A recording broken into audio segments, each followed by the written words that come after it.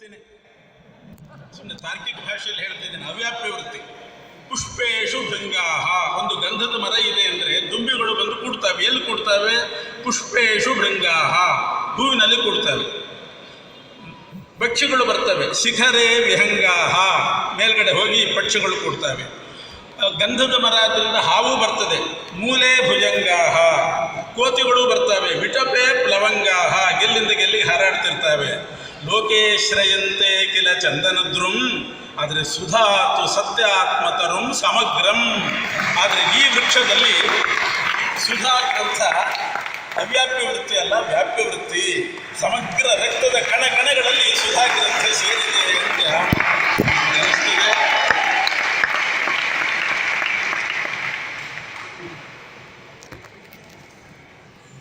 ಬರೀ ಸುಧಾ ಗ್ರಂಥದ ಪಾಠ ಮಾತ್ರ ಅಲ್ಲ, ಸುಧಾ ಗ್ರಂಥದ ಪಾಂಡಿತ್ಯ ಮಾತ್ರ ಅಲ್ಲ, ಎಷ್ಟೋ ಕಡೆ ಪಾಂಡಿತ್ಯ ಇರ್ತದೆ, ಬೇರೆ ಗುಣಗಳು ಇರೋದಿಲ್ಲ. ಆದರೆ ಶ್ರೀಪಾದಂಗಳವರಲ್ಲಿ ಹಾಗಲ್ಲ. ಧರ್ಮೇ ನಿಷ್ಠುರತಾ, ಧರ್ಮದಲ್ಲಿ ಭಾರಿ ನಿಷ್ಠುರರಿವರು. ಬೇರೆಯವ್ರ ಹತ್ರ, ಪಂಡಿತರ ಹತ್ರ ಎಲ್ಲ ಬಹಳ ಸೌಜನ್ಯದಿಂದ ಬರ್ತಾರೆ. ಧರ್ಮದ ವಿಷಯ ಬಂದರೆ ಕಾಂಪ್ರಮೈಸ್ ಇಲ್ಲ. ಧರ್ಮೇ ನಿಷ್ಠುರತಾ, ನಯೇ ನಿಪುಣತಾ, ಶಾಸ್ತ್ರಾರ್ಥ ಸಂದಕ್ಷತಾ, ತರ್ಕೇ ಕರ್ಕಶತಾ, ಧಿಯಾನ್ ನ ಜಡತಾ, ಸತ್ಕರ್ಮಸು ವ್ಯಗ್ರತಾ, ಚಾರಿತ್ರೇ ಶುಚಿತ, ಸದಾ ವಿನಯಿತ, ವಿಜ್ಞೇ ಜನೇ ನಮ್ರತಾ, ಯತ್ರಾಸ್ತೆ ಸತು ಸತ್ಯಚಿತ್ತ ಯತಿರಾಟ್ ಜಿಯಾತ್ ಸುಧಾ ಮಂಗಲೇ.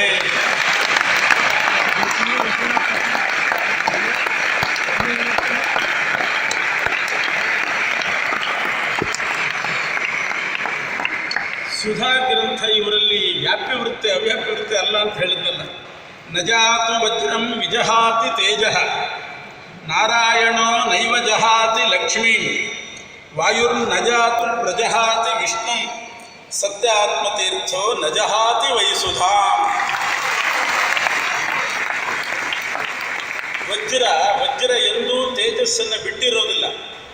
ವಜ್ರದಲ್ಲಿ ಬೆಳಕಿದೆ, ತೇಜಸ್ಸಿದೆ ಅಂತ ಯಾರೂ ಪ್ರೂವ್ ಮಾಡಬೇಕಾಗಿಲ್ಲ, ಎಂದು ಬಿಟ್ಟಿರೋದಿಲ್ಲ. ಅದು ನಾರಾಯಣ ಲಕ್ಷ್ಮಿಯನ್ನು ಬಿಟ್ಟಿರೋದಿಲ್ಲ, ವಾಯುದೇವರು ವಿಷ್ಣುವನ್ನು ಬಿಟ್ಟಿರೋದಿಲ್ಲ, ಸತ್ಯಾತ್ಮ ತೀರ್ಥರು ಸುಧಾವನ್ನು ಬಿಟ್ಟಿರೋದಿಲ್ಲ.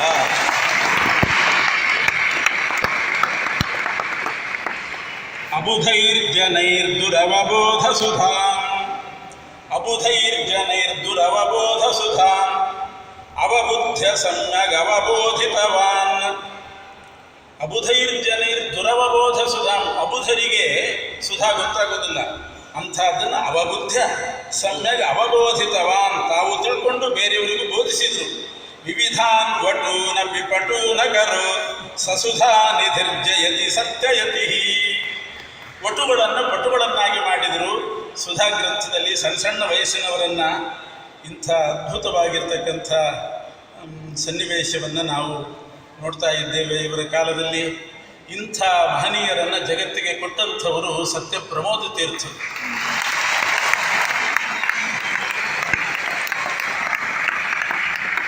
ಸಂಸ್ಕೃತದಲ್ಲಿ ಒಂದು ಮಾತು ಬರ್ತಿರ್ತದೆ, ಛಾತ್ರೇಣ ಅದು ಉಪಾಧ್ಯಾಯ ಮದ್ರಾಕ್ಷೀತ್ ಅಂತ. ಛಾತ್ರೇಣ ಉಪಾಧ್ಯಾಯ ಮದ್ರಾಕ್ಷೀತ್ ಅನ್ನೋ ಹಾಗೆ ಸತ್ಯಾತ್ಮ ತೀರ್ಥರನ್ನು ಜಗತ್ತಿಗೆ ಕೊಟ್ಟಿದ್ದಾರೆ ಅಂತ ಹೇಳಿದರೆ ಸಾಕು, ಸತ್ಯ ಪ್ರಮೋದ ತೀರ್ಥರು ಎಂಥವರು ಅಂತ ಗೊತ್ತಾಗಿಬಿಡ್ತಾರೆ, ಪ್ರತ್ಯೇಕ ಹೇಳಬೇಕಾಗಿಲ್ಲ. ಆದರೂ ಅವರ ಸ್ಮರಣೆ ಬರಬೇಕು ಅಂತಂದರೆ ಸುಧಾ ಓದುವಾಗೆಲ್ಲ ಸಾಧಾರಣ ಸ್ಮರಣೆ ಬರ್ತದೆ. ಸತ್ಯ ಪ್ರಮೋದರ ಸ್ಮರಣೆ ಹೇಗೆ ಬರ್ತದೆ ಅಂತಂದರೆ, ಅವರೊಂದು ಶ್ಲೋಕ ಹೇಳ್ತಿದ್ರು, ಆಗಾಗ್ಗೆ ನನಗೆ ಅದು ಕಿವಿಯಲ್ಲಿ ಕೇಳಿದ ಹಾಗೆ ಆಗ್ತಾ ಇರ್ತದೆ. ಯತ್ಪದಂ ವೇದ ಸಂವೇದ್ಯಂ ಕಟಾಕ್ಷೇಣಾಪಿ ವೀಕ್ಷಿತುಂ ಅಕ್ಷಮಂತೆ ಹೃದಯಃ ತಮುಪಾಸೆ ಶ್ರೀಯಪತಿಂ. ಆ ಧ್ವನಿಯಲ್ಲಿ ಯಾರಿಗೂ ಇವತ್ತಿನವರೆಗೆ ಹೇಳಲಿಕ್ಕೆ ಬಂದಿಲ್ಲ ಈ ಶ್ಲೋಕ.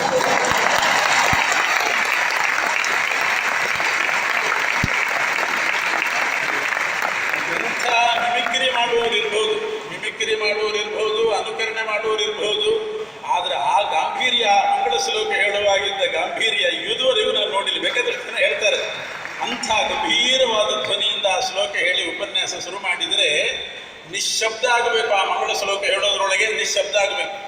ಅಂಥ ಉಪನ್ಯಾಸ, ಅನೇಕ ಅರ್ಥಗಳನ್ನು ಹೇಳೋದು ಎಲ್ಲ ಮುಖೋಕ್ತಿ. ಏನು ಒಂದು ನಮಗೆ ಪುಸ್ತಕ ಇಲ್ದಿದ್ರೆ ಹೇಳಲಿಕ್ಕೆ ಆಗೋದಿಲ್ಲ. ಸ್ವಾರಸ್ಯ ಮಂಗಳ ಶ್ಲೋಕ ಹೇಳಬೇಕಾದ್ರೂ ಎಲ್ಲಿ ತಪ್ಪದು ಅಂತ ಬರ್ಕೊಂಡೇ ಬಂದಿರ್ತೀವಿ. ಅವರು ಪುಸ್ತಕ ಇಲ್ಲದೇನೆ ತೆಕ್ತ ಸುಧಾಹ ಅಂತಾರೆ. ತೆಕ್ತ ವೇದಾಹ ಇದ್ದಂಗೆ ತೆಕ್ತ ಸುಧಾಹ. ಸುಧಾ ಪುಸ್ತಕ ಬಿಟ್ಟವರು ಅಂತ ಅಷ್ಟೇ, ತೆಕ್ತ ಸುಧಾ ಬಿಟ್ಟವರಲ್ಲ, ಸುಧಾ ಪುಸ್ತಕ ಬಿಟ್ಟಂಥವ್ರು. ಅನ್ಯೇಪಿ ವಿದ್ಯಂತೆ ತೆಕ್ತ ಸುಧಾಹ ತೆಕ್ತ ಸಂಧ್ಯಾವಂದನಾ ಪರಂತು ತೆಕ್ತ ಸಂಧ್ಯಾವಂದನ ಪುಸ್ತಕ ಭವೆಯು. ಸಂಧ್ಯಾವಂದನ ಪುಸ್ತಕ ಬಿಡಬೇಕು. ಅವರು ತೆಕ್ತ ಸುಧಾಹ ಅಂದರೆ ಸುಧಾ ಪುಸ್ತಕ ಬಿಟ್ಟು ಅದು ಹಾಗೆ ಅಷ್ಟಷ್ಟು ಅರ್ಥ ಹೇಳಿದರು, ಒಂದಾದ ಮೇಲೆ ಒಂದು.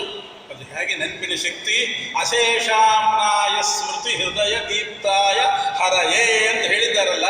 ಅಶೇಷಾಣಾಂ ಆಮ್ನಾಯಾನಾಂ ಸ್ಮೃತಿ ಯಸ್ಯ ಸಹ ಅಶೇಷಾಮ್ನಾಯ ಸ್ಮೃತಿ ಸತ್ಯಪ್ರಮೋದ ತೀರ್ಥ. ಅಶೇಷಾಮ್ನಾಯ ಸ್ಮೃತಿ ಅಂದರೆ ಸತ್ಯಪ್ರಮೋದ ತೀರ್ಥರು. ಅಶೇಷಾಮ್ನಾಯ ಸ್ಮೃತಿ ಹೃದಯೇ ಯಸ್ಯ ಸಹ ಅಶೇಷಾಮ್ನಾಯ ಸ್ಮೃತಿ ಹೃದಯ. ಇವರು ಸತ್ಯಾತ್ಮ ತೀರ್ಥರು. ಇವರಲ್ಲಿ ದೀಪ್ತಾಯ ಹರಯೇ, ಹರಿದೀಪ್ತನಾಗಿದ್ದಾನೆ. ಯಾಕೆಂದರೆ ಸತ್ಯಪ್ರಮೋದ ತೀರ್ಥರು ಹೃದಯದಲ್ಲಿದ್ದಾರೆ. ಹೀಗೆ ವಿಶೇಷವಾಗಿ ಅವರ ಪ್ರವಚನ ಪಾಂಡಿತ್ಯ, ಅದರ ಜೊತೆಗೆ ಇನ್ನೊಂದು 2 ಘಟನೆ ಹೇಳಿ ಮುಗಿಸ್ತೇನೆ. ನಮ್ಮ ರಾಯಚೂರು ಕಡೆ ಚೀಕಲ್ಪರ್ವಿ ಅಂತ ಒಂದು ಊರಿದೆ. ಆ ಚೀಕಲ್ಪರ್ವಿಯಲ್ಲಿ ಹೋದಾಗೆಲ್ಲ ಪ್ರತಿ ಸಲ ನಾನು ಹೋಗ್ತಿರ್ತೀನಿ. ವಿಜಯದಾಸರ ಕಟ್ಟೆ ಇದೆ, ವಿಜಯದಾಸರ ಸ್ಥಳ, ಶ್ರೀಪಾದರಾಜರು ಪ್ರತಿಷ್ಠೆ ಮಾಡಿದ ನರಸಿಂಹದೇವರು. ಅಲ್ಲಿ ಹೋದಾಗೆಲ್ಲ ಸತ್ಯಪ್ರಮೋದರ ಸ್ಮರಣೆ ಮಾಡ್ತಾರೆ. ಒಂದು ಸಲ ಸತ್ಯಪ್ರಮೋದರು ಚೀಕಲ್ಪರ್ವಿಗೆ ಹೋಗಿದ್ದರಂತೆ. ಅಲ್ಲಿ ಆ ಭಕ್ತರೆಲ್ಲ ಸೇರಿ ತಮ್ಮಂಥವರು ಇಲ್ಲಿ ಚಾತುರ್ಮಾಸ್ಯಕ್ಕೆ ಕೂತ್ರೆ ನಾವೆಲ್ಲ ಧನ್ಯರಾಗ್ತೀವಿ ಅಂತ ಊರಿನವರೆಲ್ಲ ಸತ್ಯಪ್ರಮೋದರನ್ನು ಚೀಕಲ್ಪರ್ವಿಯಲ್ಲಿ ಚಾತುರ್ಮಾಸ್ಯಕ್ಕೆ ಹೇಳಿದ್ರಂತೆ. ಅಲ್ಲಿ ಏನೇನೂ ಇಲ್ಲ ಅಂದರೆ ಏನೂ ಇಲ್ಲ, ಅಂಥ ಕುಗ್ರಾಮ. ನರಸಿಂಹದೇವರು ಇದ್ದಾರೆ.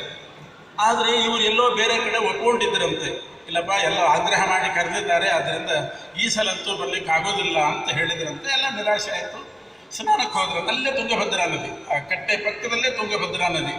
ಸ್ನಾನಕ್ಕೆ ಹೋದರೆ ಆ ಶಿಷ್ಯ ದಂಡ ಕೊಡುವಾಗ ಏನು ಮಾಡಿದ್ನೋ ಏನೋ ಆ ದಂಡ ಹೋಗಿಬಿಡ್ತಂತೆ. ದಂಡ ಪ್ರವಾಹದಲ್ಲಿ ಕೊಚ್ಚೋಯ್ತು. ಏನು ಹುಡುಕಿದ್ರು, ಎಷ್ಟು ಹುಡುಕಿದ್ದಾರೆ, ಸಾರಿಸಿದ್ದಾರೆ, ನೆಲೆ ಇಲ್ಲ, ದಂಡ ಸಿಗಲಿಲ್ಲ. ಹುಡುಕಿ ಏನು ಮಾಡಿದ್ರು, ದಂಡ ಸಿಗಲಿಲ್ಲ. ಬಂದು ಉಪವಾಸ ಕೂತರು. ದಂಡ ಇಲ್ಲ ಅಂದರೆ ಉಪವಾಸ ಕೂಡಬೇಕು. ಉಪವಾಸ ಕೂತರಂತೆ.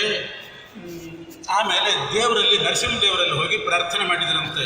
ಯಾವ ಊರಿನವ್ರು ಕರೆದಿದ್ದಾರೆ ಅವ್ರಿಗೆ ಕೈ ಕೊಟ್ಟು ನಾನು ಇಲ್ಲಿ ಚಾತುರ್ಮಾಸ್ಯಕ್ಕೆ ಕೊಡ್ತೀನಿ, ನನಗೆ ದಂಡ ಕೊಡು ಅಂತ ಕೇಳಿದ್ರು. ನೀನು ದಂಡ ಕೊಟ್ಟರೆ ಅವ್ರಿಗೆ ಕೈ ಕೊಡ್ತೀನಿ. ಆಯಿತು. ಮರುದಿವಸ ಆಮೇಲೆ ಯಾರೋ ಒಬ್ಬ ಎಷ್ಟೋ ದೂರದಲ್ಲಿ ಸ್ನಾನಕ್ಕೆ ಅಂತ ಹೋದರೆ ಅಲ್ಲಿ ದಂಡ ಸಿಕ್ತಂತವ್ರಿಗೆ. ದಂಡ ತಂದು ಕೊಟ್ಟರು. ಆಮೇಲೆ ಚೀಕಲ್ಪರ್ವಿಯಲ್ಲಿ ಚಾತುರ್ಮಾಸ್ಯ ಮಾಡಿದರಂತೆ ಸ್ವಾಮಿಗಳು. ನರಸಿಂಹದೇವರು ಸತ್ಯಪ್ರಮೋದರನ್ನು ಎಷ್ಟು ಚಮತ್ಕಾರದಿಂದ ಆಕರ್ಷಣೆ ಮಾಡಿದ್ದಾರೆ ಅಂತ ಅನ್ನೋದನ್ನು ನೋಡಿ. ಇದು ನರಸಿಂಹದೇವರಿಗೆ ಅವರ ಮೇಲೆ ಇದ್ದಂಥ ಕೃಪಾ ಕಟಾಕ್ಷ ಅಂಥದ್ದು. ನರಸಿಂಹದೇವರು ಅಲ್ಲಿ ಶ್ರೀಪಾದರಾಜ ಪ್ರತಿಷ್ಠಿತ ನರಸಿಂಹದೇವರು.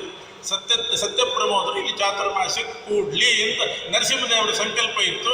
ಅದಕ್ಕೋಸ್ಕರ ಆ ರೀತಿ ದಂಡನೇ ಹಿಡ್ಕೊಂಡ್ಬಿಟ್ರು. ಇಲ್ಲಿ ಕೂಡಲೇಬೇಕಲ್ಲ, ಆ ರೀತಿ ದಂಡ ತಗೊಂಡು ಕೂಡಿಸ್ಕೊಂಡ್ರು ನರಸಿಂಹದೇವರು. ಇಂಥ ಮಹಾನುಭಾವರವರು, ಅಂಥ ವ್ಯಕ್ತಿತ್ವ, ದೇವರಿಗೆ ಅಷ್ಟು ಪ್ರಿಯರಾದವರು. ಅದೇ ರಾಯಚೂರು ಕಡೆ ಇನ್ನೊಂದು ಘಟನೆ ಹೇಳ್ತೀನಿ, ಬಹಳ ತಮಾಷೆಯಾಗಿದೆ. ಅದನ್ನು ನೆನೆಸ್ಕೋತಾ ಇರ್ತೀವಿ ನಾವು ಆಗಾಗ್ಗೆ. ಒಬ್ಬರು ಹೇಳಿದ್ದು ನನಗೆ, ನೀರಿನವರು ಅಂತಿರ್ತಾರೆ ಸ್ವಾಮಿಗಳು ಅಂತಂದಮೇಲೆ ಬಿಸಿನೀರು ಕಾಯಿಸಿ ಹಾಕಲಿಕ್ಕೆ ನೀರಿನವರು ಅಂತಿರ್ತಾರೆ.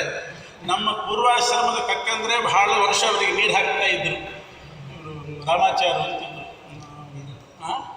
ಮಠಿ ರಾಮಾಚಾರ ಅಂತ ಅವ್ರ ಹೆಸರು. ಈಗಿಲ್ಲ ಹೋದ್ರು. ಅವರದ್ದಲ್ಲ, ಅವ್ರ ಹಿಂದಿನವ್ರು ಯಾರ್ದೋ ಇದ್ದದ್ದು. ಅವರು ಹೇಳ್ತಾ ಇದ್ರು, ಒಂದು ಗ್ರಾಮಕ್ಕೆ ಹೋಗಿದ್ದಾರಂತ. ಅವ್ರು ಹೋಗದೇ ಇದ್ದ ಗ್ರಾಮ ಇಲ್ಲ, ಗ್ರಾಮಗಳಿಗೆ ಹೋಗಿದ್ದಾರೆ ಕ್ರಾಂತಿ ಮಾಡಬೇಕು. ಇವತ್ತು ಸತ್ಯಾತ್ಮ ತೀರ್ಥ ಶ್ರೀಪಾದಗಳವರು ಕೂಡ ಗ್ರಾಮಗಳಿಗೆ ಹೋಗಿ ಅಷ್ಟು ಕ್ರಾಂತಿ ಮಾಡಿದ್ದರಿಂದ ಸ್ವಲ್ಪ ಆದರೂ ಕೂಡ ಮಾಧ್ವ ಪ್ರಜ್ಞೆ ಹಳ್ಳಿ ಪ್ರದೇಶದಲ್ಲಿ, ಗ್ರಾಮೀಣ ಪ್ರದೇಶದಲ್ಲಿ ಉಳಿದಿದೆ. ನಾವು ಮೀರಾ ನರಸಿಂಗಪುರ ಅಂತ ಒಂದು ಕಡೆ ಹೋಗಿದ್ವಿ. ಮೀರಾ ನರಸಿಂಗಪುರ ಅಂತ, ಅಲ್ಲಿ ನರಸಿಂಹದೇವರು ರಾಯರ ವೃಂದಾವನನೂ ಒಂದಿದೆ. ಮಹಾರಾಷ್ಟ್ರ ಸೊಲ್ಲಾಪುರದ ಕಡೆ ಬರ್ತದೆ ಮೀರಾ ನರಸಿಂಗಪುರ ಅಂತ. ಅಲ್ಲಿ ಹೋದರೆ ನಾವು ಅಕ್ಷತೆ ಅಂಗಾರಕ ಹಚ್ಕೊಂಡು ಹೋದದ್ದನ್ನು ನೋಡಿ ಅಲ್ಲಿ ಜನರು ಬಂದರು. ನಮಗೆ ಮರಾಠಿ ಬರೋದಿಲ್ಲ, ಅವರು ಮರಾಠಿಯವರು. ಅವರು ತೆಗೆದು ಜನವಾರ ತೆಗೆದು ಹಿಂಗೆ ತೋರಿಸಿ ಕೈ ತೋರಿಸಿ ಮುದ್ರೆ ನಮಗೆ ಸತ್ಯಾತ್ಮ ತೀರ್ಥರು ದೀಕ್ಷೆ ಕೊಟ್ಟಿದ್ದಾರೆ, ನಾವು ಸತ್ಯಾತ್ಮ ತೀರ್ಥರ ಶಿಷ್ಯರು, 200 ಮನೆ ಇದೆ ನಮ್ಮದು ಅಂತ ಹೇಳಿದ್ರು. ಅವ್ರಿಗೆ ಬೇರೆ ಏನೇನೂ ಗೊತ್ತಿಲ್ಲ, ಏನೂ ಗೊತ್ತಿಲ್ಲದ ಮೀರಾ ನರಸಿಂಹಪುರ್ನಲ್ಲಿ 200 ಜನರಿಗೆ ಅವ್ರು ನೀವು ಮಾಧ್ವರು ಯಾವ ರೀತಿ ಇರಬೇಕು ಅಂತ ಅನ್ನೋದು ದೀಕ್ಷೆ ಕೊಟ್ಟು ಅವರು ತಾವು ಮಾಧ್ವರವನ್ನು ಹೆಮ್ಮೆ ಪಡ್ತಾ ಇದ್ದಾರೆ. ಅಕ್ಷತಾಂಗಾರ ಕಂಡವ್ರನ್ನ ಮನೆ ಕರೀತಾರೆ. ಅಂಥ ದೀಕ್ಷೆ ಮೀರಾ ನರಸಿಂಹಪುರ್ನಲ್ಲಿ ಇದು ನಡೆದು ಇದು ಒಂದು ನಿದರ್ಶನ. ಇದರಂತೆ ಎಷ್ಟು ಕಡೆ ಮಾಡಿದ್ದಾರೋ ಏನೋ ಶ್ರೀಪಾದಂಗಳವರು. ಗುಟ್ಕಾ ಯಜ್ಞ ಅದೆಲ್ಲ ಪ್ರಸಿದ್ಧಿ ನಿಮಗೆಲ್ಲ ಗೊತ್ತೇ ಇದೆ. ಅಂಥ ಯಜ್ಞಗಳನ್ನು ಮಾಡಿ ಬೆಂಗಳೂರಿನಲ್ಲಿ ಒಂದು ಮನೆ ಹಿಡಿದು ಆ ಮನೆಯಲ್ಲಿ ಒಬ್ಬ ಮಡಿ ಅಡಿಗೆಯವರನ್ನ ಇಟ್ಟು ಸಾಫ್ಟ್ವೇರ್ ಇಂಜಿನಿಯರಿಗೆ ಮಧ್ಯಾಹ್ನದ ಹೊತ್ತು ಆ ಆಫೀಸಿನ ಹತ್ತಿರದಲ್ಲಿ ಮನೆ ಮಾಡಿ ಅಲ್ಲಿ ಬಂದು ಅವರು ಊಟ ಮಾಡಿ ಹೋಗಬೇಕು. ಕಂಡಲ್ಲಿ ತಿನ್ನಬಾರದು, ಈ ವ್ಯವಸ್ಥೆ ಮಾಡಿದರು. ಕಂಡಲ್ಲಿ ತಿನ್ನುವುದು ನಿಮಗೆ ಮಧ್ಯಾಹ್ನಕ್ಕೆ ಬೇಕಲ್ಲ, ನಾನು ವ್ಯವಸ್ಥೆ ಮಾಡ್ತೇನೆ ಅಂತ ಮಡಿ ಅಡಿಗೆಯವರನ್ನು ಇಟ್ಟು ಇಂಥ ರೀತಿ ಆಚಾರ್ಯರ ಬಗ್ಗೆ ಬಹಳ ವಿಶೇಷವಾದ ಕಾಳಜಿ. ಅದೇ ರೀತಿ ಸತ್ಯಪ್ರಮೋದರು ಒಂದು ಗ್ರಾಮಕ್ಕೆ ಹೋಗಿದ್ದಾರೆ. ಅಲ್ಲಿ ನೀರು ಹಾಕಬೇಕು. ಎಷ್ಟೋ ದೂರದಿಂದ ರಾಯಚೂರು ಆ ಕಡೆ ಎಲ್ಲ ನೀರು ಸಿಗೋದಿಲ್ಲ. ಎಲ್ಲಿಂದಲೋ ಹೊತ್ತುಕೊಂಡು ತಂದು ಮಾಡಿ ಕಾಯಿಸಿದ್ದಾನೆ. ನೀರಿನವನು ಕಾಯಿಸಿದ್ದಾನೆ, ಚೆನ್ನಾಗಿ ಬೆಂಕಿ ಹಚ್ಚಿಬಿಟ್ಟಿದ್ದಾನೆ, ಮರಳಿ ಹೋಗಿದೆ ನೀರು. ಇವರು ಸ್ನಾನ ಮಾಡಿ ಮುಂದಿನ ಕೆಲಸ ಆಗಬೇಕು. ಸತ್ಯಪ್ರಮೋದರು ಸ್ನಾನಕ್ಕೆ ಬಂದ್ರಂತೆ. ಕುದೀತಾ ಇದೆ, ಗೊತ್ತಾಗತ್ತ ಕುದೀತಾ ಇದೆ ನೀರು, ಮೇಲ್ಗಡೆ ಆವಿ ಬರ್ತಾ ಇದೆ. ಏನೋ ಇದು, ಎಷ್ಟು ಬಿಸಿ ಮಾಡಿದ್ದೀವೋ, ಬೆರಿಕೆ ಹಾಕಿ. ಸ್ವಾಮಿ ಬೆರಿಕೆಗೆ ನೀರಿಲ್ಲ, ಇರೋದೇ ಇಷ್ಟು ನೀರು ಅಂದಂತ. ಮತ್ತು ಏನು ಗತಿ, ರಾಮದೇವ್ರ ಇಚ್ಛಾಕ್ಕೆ ಇಷ್ಟೇ ಬಂದದ ಅಂತಂದಂತ. ರಾಮದೇವ್ರ ಇಚ್ಛಾಕ್ಕೆ ಇಷ್ಟೇ ಬಂದದ, ಮತ್ತೇನು ಮಾಡಬೇಕು? ಹಂಗಾರೆ ಸ್ವಲ್ಪ ಹೊತ್ತಿರಲಿ, ತಾನೇ ಆರ್ತದೆ ಅಂದರೆ ಅದು ರಾಯಚೂರು ಜಾಗ, ಆರೋದಲ್ಲಿ ಇನ್ನೂ ಬಿಸಿ ಆಗ್ತದೆ ಅಷ್ಟೇ. ಅದು ಹಂಗೆಲ್ಲ ಸುಲಭವಾಗಿ ಆರೋ ನೀರಲ್ಲ, ಹಾಗೆ ಇಟ್ಟರೆ ಬಿಸಿ ಆಗ್ತದೆ. ಮರಳಿಸಿಟ್ಟಂತೂ ಕೇಳೋದೇ ಬೇಡ. ಇದು ಅದು ಸಂಜೆ ತನಕ ಆಗಬೇಕು, ಸಾಯಂಕಾಲ ಸೂರ್ಯ ಮುಳುಗಿದ ಮೇಲೆ ಆರೋದು ಅಂತ. ಮತ್ತೇನು ಗತಿ?